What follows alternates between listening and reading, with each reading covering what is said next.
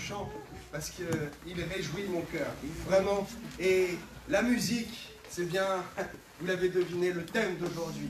La musique réjouit les cœurs et change les comportements, change réellement l'atmosphère spirituelle d'un lieu. Nous en avons ici le bon exemple. Et je prie pour que chez vous, l'atmosphère maintenant soit changée. Que Dieu vous envoie un esprit de sagesse. Alléluia. Afin que vous puissiez recevoir ce message d'un thème peut-être un peu original, mais vous me connaissez, j'aime aborder des thèmes qui ne sont pas suivis par tout le monde et des thèmes que l'on n'entend pas chaque fois. Donc aujourd'hui, effectivement, il y a deux fêtes qui sont célébrées simultanément dans notre beau pays et même dans le monde entier, puisque c'est donc la fête des papas. Bonne fête à tous les papas. Et également la fête de la musique. J'avais réellement à cœur de faire un message sur les papas, sur les pères. Mais pour ceux qui étaient présents à l'église en début d'année, souvenez-vous que notre frère Alexandre, peut-être il me regarde actuellement, je te salue Alexandre, et ton frère Mathieu également, soyez bénis. Alexandre nous avait donné un excellent message sur les pères. Et donc, je ne vais pas revenir dessus, puisque de toute façon, le Seigneur m'a parlé et j'étais incapable d'écrire ou d'avoir les yeux spirituels ouverts sur un message concernant les pères. Par contre, sur le thème de la musique, il y a tellement de choses à dire et des choses, vous allez voir, très importantes à savoir pour votre éveil spirituel et pour votre avancement spirituel. Puisque la musique, il y a du bon, il y a du mauvais, d'où vient la musique, comment, pourquoi, nous allons étudier ça ce matin. Alors, la fête de la musique, vous le savez, c'est le ministre, qui était, je crois, ministre de la Culture à l'époque, en 1982, Jacques Lang, qui a instauré ça, qui a fait un décret, en fait, pour officialiser la fête de la musique. D'ailleurs, le jour choisi n'est pas anodin, c'est le solstice d'été. Et vous savez que pendant le solstice d'été, dit le jour le plus long, beaucoup de choses se passent dans le monde spirituel puisque c'est le jour le plus long, comme je viens de le dire, et la nuit la plus courte. Il y a quelque chose à comprendre derrière. Je ne vais pas m'étendre sur le sujet ce matin. Mais en fait, la réelle inspiration vient d'un musicien juif du nom de Joël Cohen, un musicien français en 1976. Voilà pour la petite histoire. C'est bien de savoir d'où nous viennent nos fêtes et de connaître un petit élément, un peu de culture de nos fêtes, puisque rien n'est anodin et tout vient bien forcément de quelque part. Je vais donc ce matin vous donner plusieurs versets, pas mal de versets bibliques encore une fois, pour étayer vraiment ce que je dis. Parce que ce que je vais vous dire ce matin ne sort pas de ma bouche, mais sort vraiment de la Bible et de la parole de Dieu. Je ne l'invente pas. Voilà. Vous remarquerez dans le merveilleux livre de la Bible que tout au long de la Bible, eh bien, la musique est présente. Regardez par exemple dans le livre des psaumes, ce n'est que ça. Les psaumes qui sont donc psalmodiés par le roi David, ce sont des chants et des hymnes à la gloire de Dieu. Il y a un livre entier consacré à ça. Il y a également le cantique, des cantiques, des merveilleux poèmes que l'on peut chanter à la gloire de Dieu. Donc, la Bible est vraiment pleine d'inspiration musicale à chaque moment. D'ailleurs, dès le commencement, la terre a été créée par le son, par la voix de Dieu. Et un peu plus tard, très peu de temps après, lorsque Moïse monte sur le mont Sinaï, Dieu ne s'adresse pas à lui en se montrant à lui, il est de dos. Et on comprend que l'important, c'est d'entendre, puisque Moïse entend. Et vous le savez bien, ce que dit Romains 10, 17. La foi vient de ce que l'on entend. Donc, le sens de l'ouïe est vraiment très important. À quoi sert la musique dans la Bible? D'ailleurs, vous savez, ou pas, peut-être que je vais vous apprendre quelque chose, le premier musicien. Quel a été le premier musicien dans la Bible? Vous le trouvez dans le livre de Genèse, chapitre 4, verset 20. Il s'agit de Jubal. Son frère fabriquait des tentes, et lui, c'est le premier et le père des musiciens, en fait, de ceux qui jouaient des instruments de fer. Donc, c'était très certainement au début des premières percussions ou des instruments à vent. D'ailleurs, on va étudier un petit peu le thème de pourquoi ces trois types d'instruments et pourquoi est-ce qu'ils sont tant utilisés dans la Bible. Il y a quelque chose à comprendre derrière. Bien. Pourquoi est-ce que dans nos milieux chrétiens, dans nos églises, nous chantons, nous louons le Seigneur? Et pourquoi la musique, et vous l'avez vu ce matin, prend une si grande importance? Elle peut servir à quoi, la musique, dans nos églises? Vous le savez, ça sert à l'adoration. Nous adorons par nos chants. Mais vous allez le voir, et il faut savoir aussi parfois faire tomber nos barrières religieuses. Il faut savoir que la musique, la bonne musique chrétienne, peut aussi servir pour le divertissement. Oui, ou même à la détente. Et je vais vous en donner un très bon exemple. Encore le roi David, d'ailleurs, qui était un chanteur et un excellent compositeur également, se servait de la musique pour rendre gloire à Dieu.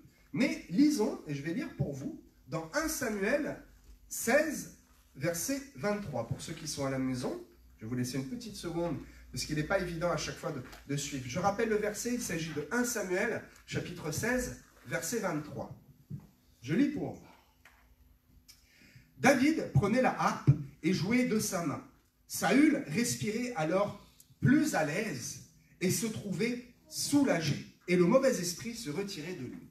Il était plus à l'aise et se trouvait soulagé par le biais non pas d'un massage ou par le biais d'une bonne vision en se détendant en regardant le royaume ou des jolis chants. Non, par la musique de David qui jouait certainement des hymnes d'une grande hauteur spirituelle. Et donc, cela apaisait Saül. Donc on a ici la démonstration que la musique, c'est déjà, oui, bien sûr pour l'adoration, mais la musique chrétienne peut aussi servir à se connecter à Dieu et à rentrer dans une dimension spirituelle supérieure, à se détendre également, puisque Saül se détendait grâce à la musique de David.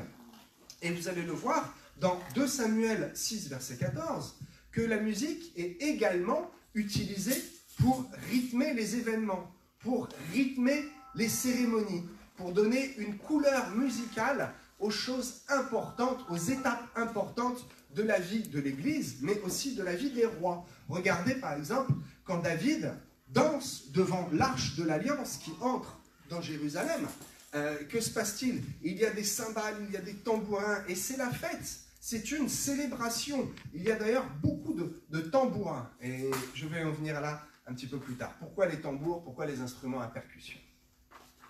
La musique également, et nous venons de le voir, nous pouvons le voir aussi dans d'autres exemples dans la Bible, elle aide à se concentrer parfois, même à se reposer, et certains vous diront, et c'est vrai, que la musique aide à créer, aide à méditer en fait. Et je prends un bon exemple, ma vie personnelle. Quand j'ai écrit d'ailleurs ce même message, je l'ai écrit en écoutant des louanges, du worship song. Voilà, alors je tape worship song sur mon YouTube, et puis je me laisse guider, je fais la liste de lecture, et des fois je mets plus fort, des fois je mets moins fort, et certaines musiques m'aident à me concentrer, d'autres me dérangent, et je zappe un peu, et j'arrive à une méditation, et effectivement, la lecture de la Bible me paraît plus simple, beaucoup plus simple.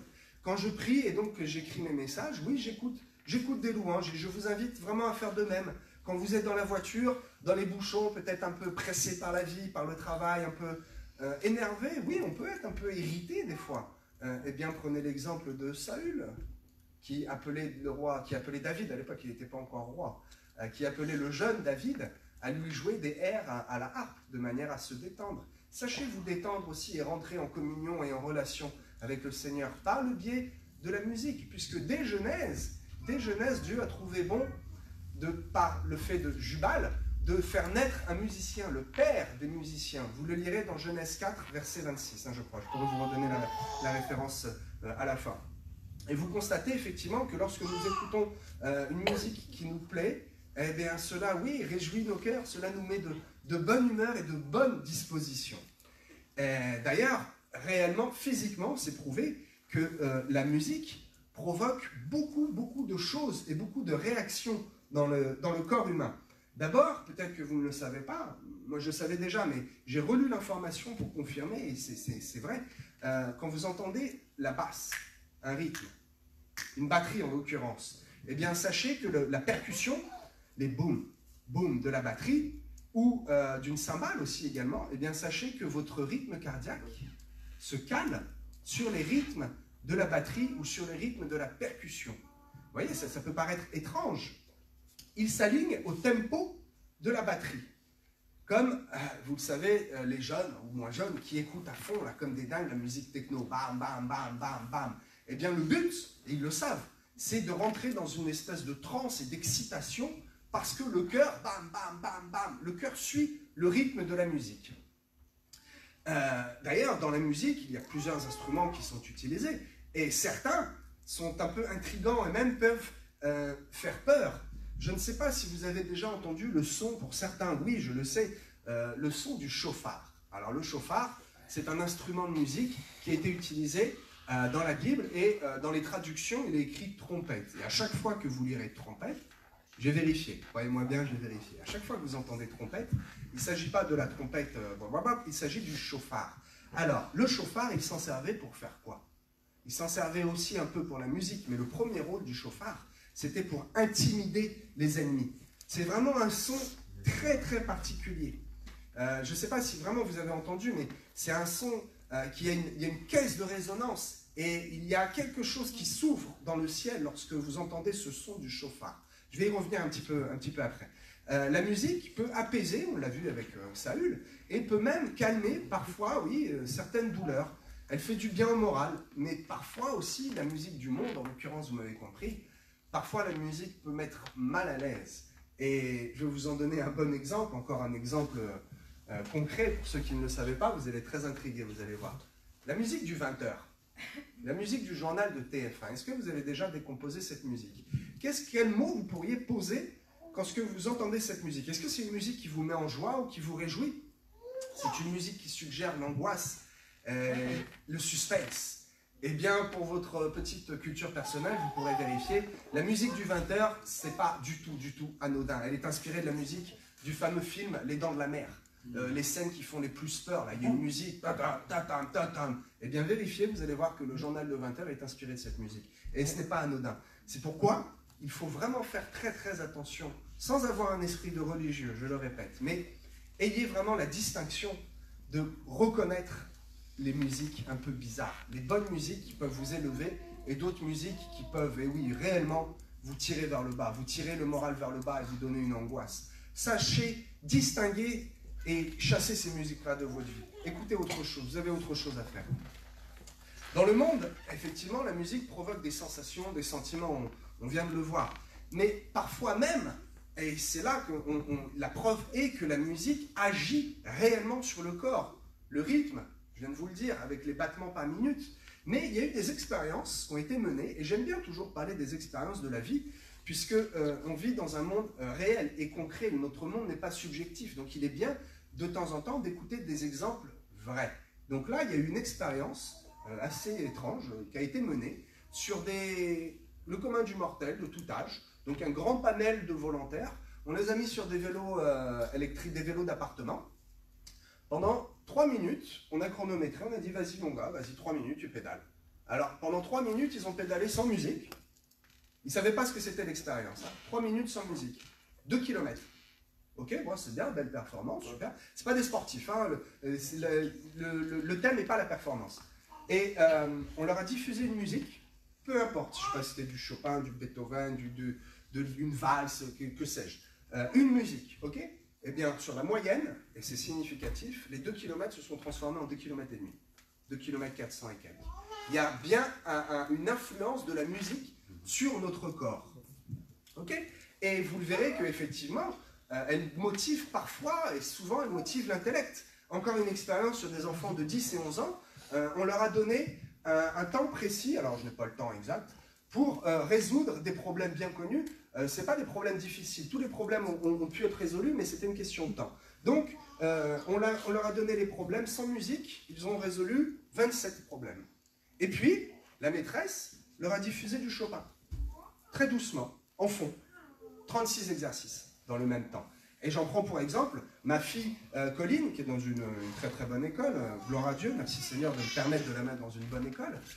Quand ils font des exercices un peu compliqués ou des exercices d'études, eh bien la maîtresse leur met du Chopin. Et la première fois, j'ai été un peu surpris. J'ai dit, mais pourquoi affluer les enfants comme ça, leur mettre de la musique dans la tête? Et puis, en discutant avec la maîtresse, effectivement, c'est quelqu'un qui sait de quoi elle parle, c'est son métier. Effectivement, avec l'expérience de la vie, elle m'a expliqué que, eh bien, même les enfants très turbulents réussissaient très rapidement à se calmer et à se concentrer, et même à réussir les exercices que les premiers de la classe réussissent facilement. Et entre guillemets, les petits bourricots, ceux qui sont moins attentifs, les mauvais élèves, eh bien, par cette concentration, par ce calme, arrivent à résoudre de très très bons exercices. Voilà pour la partie un peu technique. Et la preuve que, oui, la musique influe sur notre mental, sur notre physique et sur notre comportement avec les autres et notre comportement dans la société. La façon dont nous voyons les choses et la façon dont les autres nous voient également. Et nous allons voir maintenant, le thème très intéressant, ce que vous attendez, que chaque instrument a un rôle dans la musique. Et nous pouvons voir que ces instruments, en l'occurrence je vais vous dire lesquels, sont utilisés de nombreuses fois dans la Bible. Et ce n'est pas un hasard. Chaque instrument a vraiment une spécialité, ou plutôt un type d'instrument a un type de spécialité. Et pour les musiciens, pour ceux du monde de la musique, ce qui n'est pas du tout mon cas, vous savez qu'il y a 3 familles d'instruments. Nous allons commencer par la famille des vents, comme donc le chauffard. Ok, le chauffard, qu'est-ce que le chauffard? Le chauffard, c'est en fait la corne de bélier. C'est une corne de bélier, c'est très très représentatif. Les instruments à vent, écoutez bien, les instruments à vent représentent la puissance. Lisez dans Néhémie 4, verset 20. Il est écrit « Au son de la trompette, au son du chauffard, rassemblez-vous ». Ici, la corne de bélier est utilisée pour rassembler l'armée. Ce n'est pas pour annoncer une fête de village ou un autre événement. Non, non, le chauffard est ici utilisé pour rassembler l'armée de Dieu. Elle est également utilisée dans Exode 19, verset 16. Merci, Romain. Voilà. Parce qu'avec la caméra un peu loin, j'ai peur que vous ne m'entendiez pas, donc il y a un petit ampli ce matin qui va m'aider à porter la voix plus loin. Bien. Exode 19, verset 16, c'est utilisé pour rassembler le peuple avant de partir dans le désert. C'est un instrument qui est utilisé pour des choses importantes. Et parfois, souvent, ce chauffard, cette corne de bélier, est utilisé pour effrayer les armées. Et ceux qui connaissent le son très particulier, vous comprenez qu'effectivement, quand on entend ce son au crépuscule, ça fait un peu des frissons. Et quand on entend ce son et qu'on voit des milliers d'hommes, on se dit waouh, waouh, waouh, le combat va être difficile. Si j'ai pas Dieu avec moi, et c'était le cas des armées qui se battaient contre Israël, eh bien parfois même, rien qu'en entendant le son du chauffard, ils partaient en déroute. Il y a une puissance dans cet instrument, il y a une puissance dans le souffle. Par exemple, alors je vais prendre le très très bon exemple de Jéricho.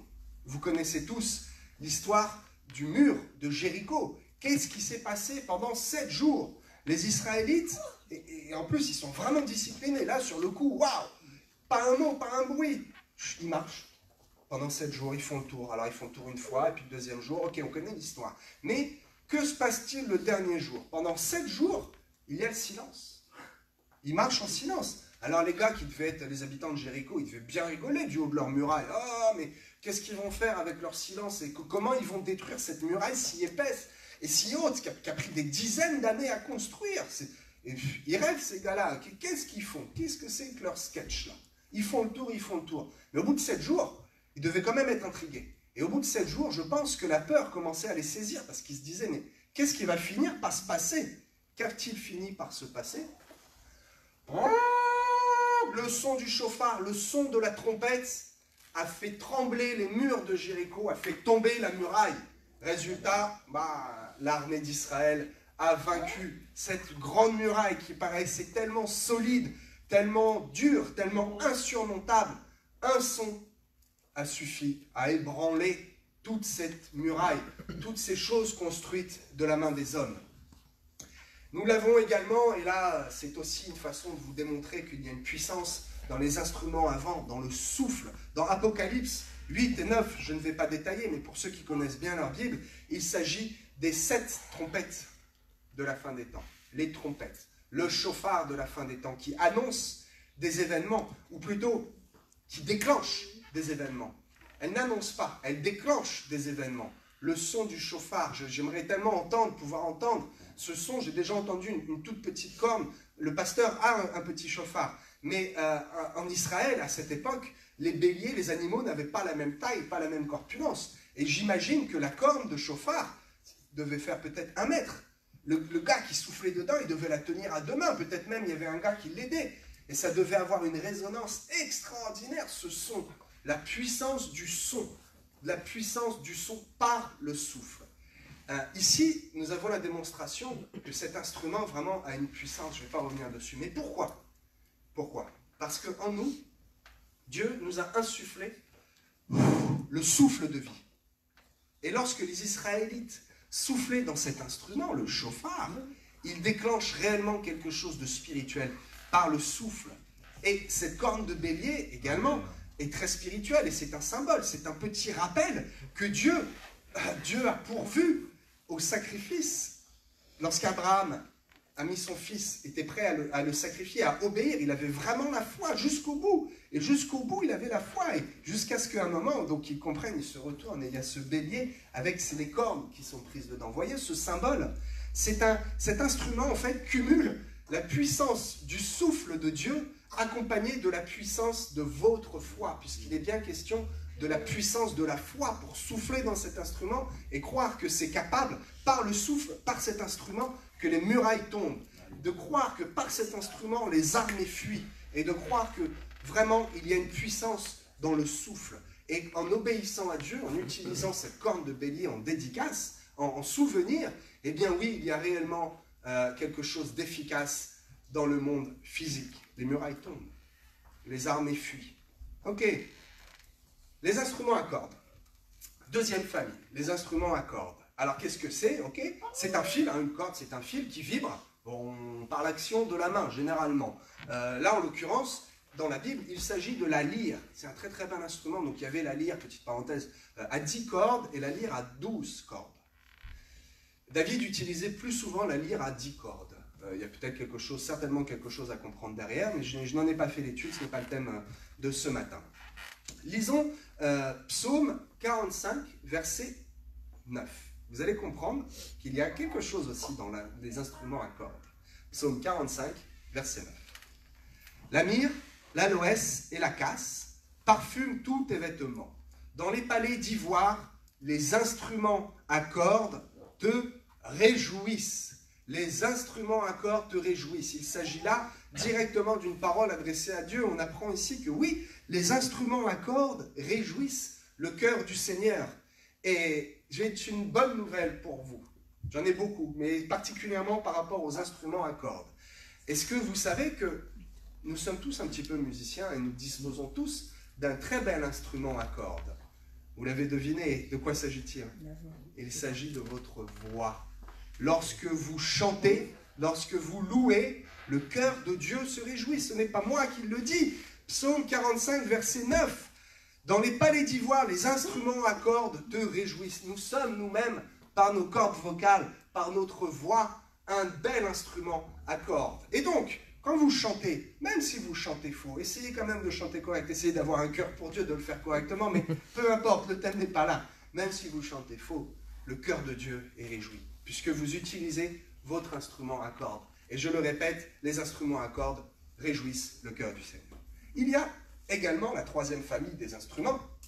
Et dans pas mal de milieux chrétiens, il est vrai que les batteries ont été proscrites pendant de nombreuses années de nos estrades et de nos louanges, puisque c'était l'instrument des rockers. Et c'est un instrument qui est très souvent utilisé, oui, dans les musiques rock ou les musiques rythmées.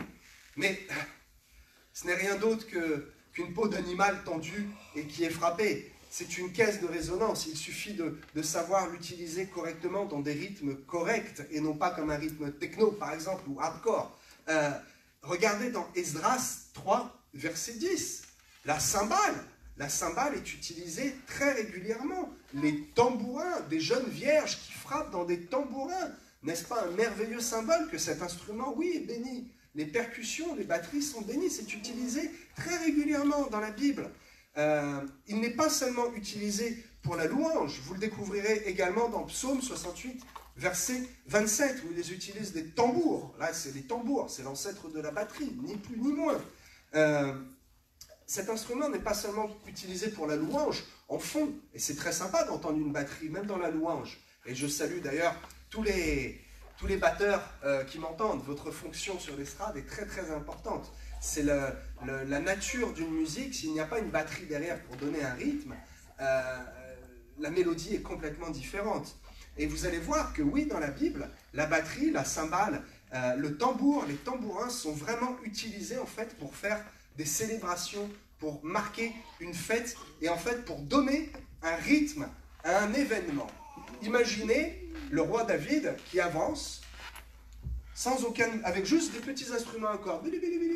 Moi j'imagine le roi David qui avance devant l'arche de l'Éternel avec des bam, bam, très officiels, des gros tambourins qui marquent le pas et qui marquent chaque chose, qui marquent les événements et qui même parfois dans d'autres cérémonies servaient aussi à donner peut-être le signal au sacrificateur de dire ok, envoyez, vous pouvez répandre, c'est maintenant le moment de répandre le sang sur la foule, c'est maintenant le moment d'adorer Dieu. La batterie et le rythme servent à marquer les événements.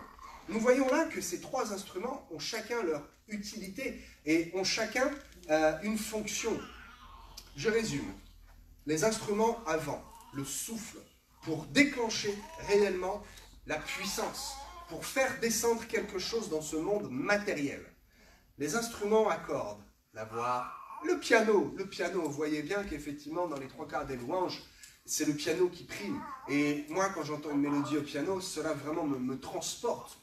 Je vais dire plus qu'une guitare. La guitare est un instrument à cordes, mais le piano a vraiment une particularité pour la louange.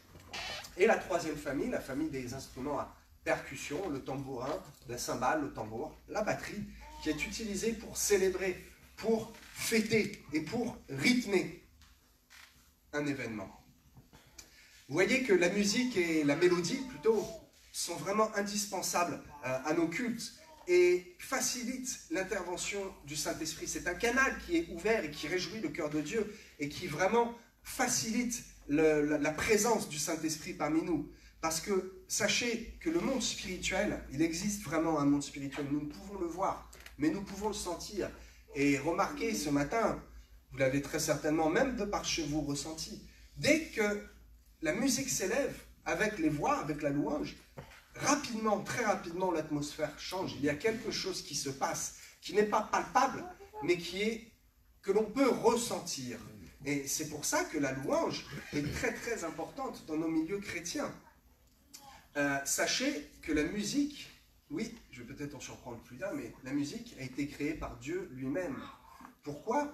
Dès les premières générations, il a fait naître cet homme qui a été désigné chef des instruments. Chef des instruments en métal, en fait. Donc au début, il s'agissait très certainement des premiers instruments, probablement à percussion. Bref, je ne me m'étends pas encore une fois sur ce sujet. Pourquoi la musique a une telle importance dans le monde spirituel? Parce que Dieu l'a créé, d'accord. Mais souvenez-vous, qui était le chef de l'adoration avant d'être précipité du ciel? C'était, voilà, Satan, Lucifer. Alors, Lucifer, il était d'abord Lucifer. Il était donc le chef de la louange, nous le savons. Mais jaloux, et c'est le plus gros péché, je l'ai déjà prêché, l'orgueil. Jaloux de la gloire de Dieu, il a voulu lui être son égal. Et c'est pour ça que Dieu l'a chassé des cieux. Et il l'a renommé, à ce moment-là, non plus Lucifer, ange de lumière, mais il l'a renommé Satan. C'était un ange qui était vraiment spécialisé, il ne faisait que ça, dans la musique et dans le chant. Et d'ailleurs, les anges qui ont été précipités avec lui, qui l'ont suivi, devaient très certainement être ses acolytes et des chantres, des instrumentistes. Il y avait toute une ribambelle d'anges qui ont chuté, qui étaient avec Lucifer et qui étaient à ses côtés pour l'aider dans sa tâche. Ils composaient des hymnes qui réjouissaient le cœur de Dieu. Et oui, la musique vient bien de Dieu. Il a permis que la musique, que le rythme, que la mélodie existent. Mais depuis qu'il a été précipité sur terre, sachez que son talent, il a gardé son talent, mais il ne l'utilise plus pour composer des hymnes à la gloire de Dieu. Avec tout son orgueil, Satan utilise son talent pour composer des hymnes à sa propre gloire. Et c'est pour ça qu'il faut vraiment faire attention lorsque vous écoutez tout type de musique. sans faire le religieux à écouter là, ah j'éteins la radio tout de suite. Sachez distinguer, ne soyons pas des religieux et sachons avoir l'esprit ouvert et distinguer le bien du mal. Quand les anges, vous savez que Luc 15, verset 10, les anges se réjouissent et donc font la fête dans les cieux lorsque un nouveau converti vient au Seigneur et lorsque un païen passe de l'ombre à la lumière, qu'un païen donne son cœur à Dieu. Il est écrit que les anges se réjouissent. Est-ce qu'ils se réjouissent sur du Johnny Hallyday, du Selena Gomez ou du Jul? Ils se réjouissent bien sur des hymnes composés pour rendre la gloire au Seigneur. Il y a bien un type de musique à écouter et un type de musique à proscrire. C'est pour cela qu'il faut savoir vraiment distinguer les bonnes musiques chrétiennes, les bons rythmes et les chants du monde. Il ne faut pas non plus, comme je le disais, ne jamais à tout prix, oulala, et couper la radio, couper la télé dès qu'on entend une autre musique. Non, sachez distinguer, sachez être à l'écoute du Saint-Esprit qui est en vous. Et je suis certain, je le sais, que le Saint-Esprit en vous fera la différence et vous poussera au fur et à mesure, c'est un cheminement, il vous poussera au fur et à mesure de votre cheminement avec Dieu à ne plus du tout écouter autre chose que des louanges. Parce que c'est finalement une perte de temps. Parfois, oui, j'écoute un peu la radio, mais très souvent, je ne vais même pas jusqu'à la fin du morceau. Ça me saoule, ça n'a pas de sens. Tournez-vous vers la musique chrétienne. Nous avons la chance d'être nés à une génération, à une époque où nous avons la diversité de choses. Et dans la musique chrétienne, il y a également de la diversité. J'espère ne choquer personne en disant que oui, il y a vraiment du bon rap chrétien. Il y a des anciens rappeurs, des criminels qui se sont convertis réellement, qui ont donné leur cœur à Dieu, qui ont pleuré sur leurs péchés, qui ont un talent. Ils n'ont pas transformé leur talent, mais ils l'utilisent différemment. Et oui, il y a du bon rap chrétien. Oui, il y a des bonnes musiques rythmées qui nous parlent de Dieu. Et il y a bien des chants, des mélodies, peut-être, oui, un peu rythmées, avec un peu de rythme, qu'on n'a pas l'habitude d'entendre dans les églises, mais qui chantent la gloire de Dieu. Et il y a aussi des musiques beaucoup plus douces qui apaisent, et pour des moments vraiment d'adoration. Non pas de fête avec le Seigneur, mais d'autres pour adorer. La louange peut très bien se faire sur des rythmes plus entraînants. Nous ne sommes pas obligés d'avoir des rythmes tout doux et tout calmes pour louer le Seigneur. Regardez la chanson que nous avons chantée juste avant. Moi, j'aime beaucoup ces chants rythmés. Louer le Seigneur, il est vivant. Vous imaginez ça? S'il n'y avait pas de batterie, s'il n'y avait pas de rythme, ça n'aurait plus le même sens, ça n'aurait plus le même impact. Ce serait de l'adoration et non plus une louange rythmée. Mais il est certain qu'il y a certaines musiques, certains rythmes, ou même avec des paroles chrétiennes, ça ne collerait pas. On ne pourrait jamais entendre un rythme techno ou de la musique hardcore avec des paroles chrétiennes. Ce ne serait jamais à la gloire de Dieu. Mais je fais confiance vraiment au Saint-Esprit pour vous alerter là-dessus. La musique du monde, donc, d'un côté, et la musique chrétienne de l'autre côté. Parfois, la musique chrétienne ressemble, ou les rythmes peuvent nous dire « Ouh là là, mon esprit religieux me dit que non, ça, c'est trop rythmé pour être à la gloire de Dieu. » Ok, premièrement, écoutez votre ressenti. Écoutez votre cœur. Écoutez ce que le Saint-Esprit vous met sur le cœur. D'abord, votre ressenti. Quand vous chantez ou que vous adorez Dieu, il y a forcément, je l'ai dit, quelque chose qui change dans l'atmosphère. Il y a une différence quand la louange entre en action. Si rien ne se passe, si rien ne change, effectivement, vous pouvez peut-être vous dire « Ouh, cette musique n'est pas très inspirée, cette musique ne m'évoque rien, mon cœur n'est pas en joie. Et est-ce que ça réjouit vraiment le cœur de Dieu ?» Je vais vous donner un petit tuyau, 3 petits tuyaux pour faire le distinguo. Ok ? Pour bien distinguer si la musique est nuisible, en fait, j'utilise vraiment ce mot, oui, nuisible, la musique peut vous être nuisible. La musique peut vous angoisser, la musique peut vous mettre de mauvais esprits autour de vous et vous mettre dans une atmosphère spirituelle qui n'est pas bon. Mais la musique, au contraire, peut aussi vous élever et vous pousser plus loin dans la réflexion. Nous l'avons vu par ces exemples qui ont été faits par des grands scientifiques. Oui, la musique peut nous mener plus loin dans l'effort, la musique peut nous mener plus loin dans la réflexion, mais surtout, peut nous mener plus loin dans la méditation. Il y a donc 3 choses à analyser quand vous écoutez une musique, une chanson, une mélodie. L'objectif. Posez-vous 3 questions. Quel est l'objectif de cette musique? Est-ce que ça a pour objectif de célébrer le monde ou de célébrer Dieu? Est-ce que ça a pour objectif de vous mettre en joie ou de vous mettre en tristesse? Quel est l'objectif? Quel est, deuxièmement, le style de musique? C'est important, je viens de le dire. On ne pourrait pas chanter des chants chrétiens sur de la musique techno. Le style a aussi son importance. Mais surtout, et le troisième question, quel est le texte?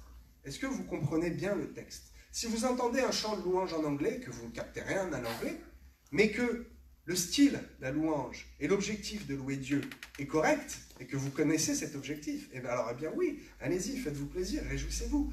Mais les paroles ont une très grande importance. Si le rythme vous paraît doux et peut coller avec une adoration, si l'objectif c'est d'adorer peut-être un Seigneur, oh Seigneur, ça peut coller. Mais attention aux paroles. Seigneur, Seigneur. L'autre aussi se fait appeler Seigneur. Et c'est un bon exemple que je vous donne.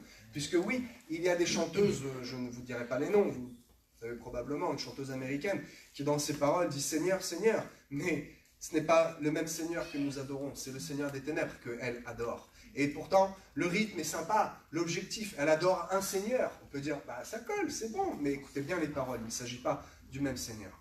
Soyez attentifs, utilisez vraiment ces trois critères. Et il est facile de se poser ces questions-là. Est-ce mal ou non? Est-ce que ça me met bien? Est-ce que ça me met en joie ce que j'écoute ou non? Est-ce que telle ou telle musique peut réjouir le cœur du Seigneur? Vous avez maintenant, je pense, assez d'éléments, et vous avez surtout eu ce matin la bonne information. Vous savez désormais utiliser la musique pour adorer Dieu, et vous savez ce qu'il convient d'écouter ou non. Je vous encourage à écouter plus de musique et de chants chrétiens. Nous l'avons vu, nous avons tout un panel de chants différents, de rythmes différents, mais qui ont tous le même objectif. Objectif, style, texte. Sachez vraiment faire le distinguo et ne tombez pas dans la religiosité, s'il vous plaît, à vous obliger à couper toute musique du monde. Non, exercez votre esprit à distinguer et à faire le choix. Faites le choix par un choix de cœur et non pas un choix d'obligation religieuse. Que ce soit votre cœur qui vous guide et qui vous parle en disant « Hey, la musique est sympa, là, les paroles, bon, c'est pas bien méchant, mais tu serais pas mieux plutôt à écouter une autre musique dans ta voiture ou à ton bureau et peut-être à adorer un peu, à dire quelques paroles, à essayer de chanter aussi avec la musique. Là, il y aura un but. Là, ce ne sera pas du temps perdu, puisque vous savez que le temps est précieux. Le temps est vraiment compté. Je terminerai par un verset dans Éphésiens 5, verset 19. Je vais lire pour vous, prenez le temps de prendre cette dernière référence. Éphésiens 5, verset 19. Soyez au contraire remplis de l'esprit, entretenez-vous par des psaumes, par des hymnes et par des cantiques spirituels, chantant et célébrant de tout votre cœur les louanges du Seigneur. Voilà, j'espère que ce message vous a vraiment éclairé et que c'est un baume sur votre cœur. Aujourd'hui, c'est vraiment un message que j'ai eu sur le cœur. Je voulais prêcher sur le Père, mais j'ai compris l'importance de vous délivrer ce message, puisque malheureusement, beaucoup, oui, de chrétiens vont encore dans ces milieux de fêtes de la musique. Alors, allez-y, baladez-vous. Oui, c'est bien, on peut, dans certaines villes où le confinement, les mesures vous permettent de vous balader dans la rue et d'assister au concert. Ok, il faut savoir aussi se réjouir, mais sachez ne pas passer la barrière du monde et sachez écouter ces musiques de loin. Allez plutôt rechercher les chants gospel et les églises. Allez encourager vos églises, les églises qui sont là dans la rue à chanter la louange de Dieu. Allez évangéliser par le chant. Aujourd'hui, c'est une occasion qui vous est donnée. N'allez pas vous pervertir jusqu'au lever du soleil, le solstice. Vous savez, je vous invite vraiment à réfléchir sur cette journée qui a été choisie aujourd'hui. Ce n'est pas une autre journée, ce n'est pas un hasard pourquoi la fête de la musique a été choisie le jour du solstice. Ce n'est pas à la base pour célébrer Dieu. C'est vraiment un jour qui n'est pas anodin. Faites attention aujourd'hui, spécialement aujourd'hui, aux musiques que vous écoutez et aux endroits dans lesquels vous allez vous rendre, peut-être pour vous détendre un peu et écouter de la musique. Vraiment, recherchez sur Internet, je vous le dis, je vous le répète, nous vivons une génération exceptionnelle où tous les moyens sont mis à notre disposition. Tout existe aujourd'hui. Allez chercher votre type de musique spirituelle, votre type de musique chrétienne. Trouvez sur YouTube, il y en a des tas et des tas. Voilà, je ne m'étends pas plus sur le sujet. J'espère que vous avez vraiment été bénis par ce message. À très bientôt, je l'espère. Soyez tous pleinement bénis. Au revoir. Amen.